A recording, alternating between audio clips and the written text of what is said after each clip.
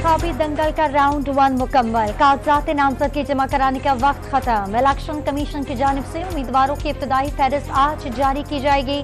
कागजात नामजदगी की जांच पड़ताल का अमल कल से शुरू होगा।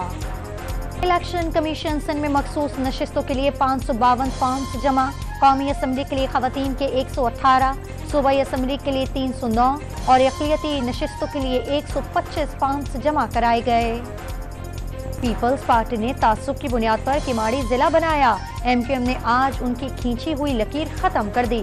मुस्तफा कमाल का किमाड़ी कराची में इंतखाबी जलसे से खिताब में पीपल्स पार्टी पर वार। रात होते ही लाहौर और गिरदनवा में धुंध कराश। हद निकाह कम होने पर मोटरवे M3 फैजपुर से डखाना तक बंद। साहिवाल और गिरदनवा में भी धुंध के बायस ट्रैफिक रवानी बुरी तरह मुतासिर।